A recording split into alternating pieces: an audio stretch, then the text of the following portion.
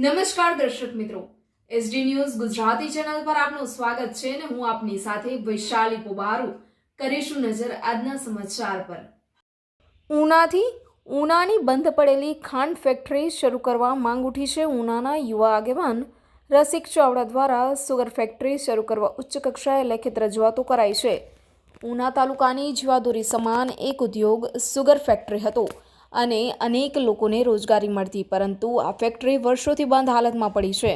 ઉના તાલુકામાં હાલમાં એક પણ ઉદ્યોગ નથી, જેના કારણે આ વિસ્તારના યુવાનોને રોજગારી માટે સુરત, રાજકોટ, અમદાવાદ જેવા મહાનગરોમાં હીરા ઉદ્યોગ કે અન્ય ઉદ્યોગમાં રોજગારી માટે જવું પડે છે।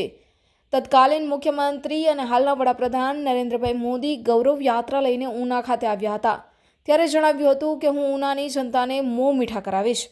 તેમ છતાં આ વાતને વર્ષોના માણા વીતવા છતાં પણ ઉના સુગર ફેક્ટરી બંધ હાલતમાં પડી છે।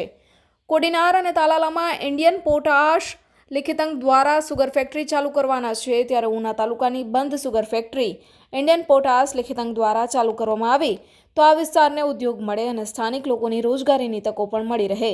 તે માટે ઉનાના યુવા આગેવાન અને અખિલ ભારતીય કોળી સમાજના પ્રદેશ મહામંત્રી રસિક ચાવડાએ વડાપ્રધાન નરેન્દ્રભાઈ મોદીને લેખિત પત્ર પાઠવી સુગર ફેક્ટરી શરૂ કરવા માંગ કરી છે।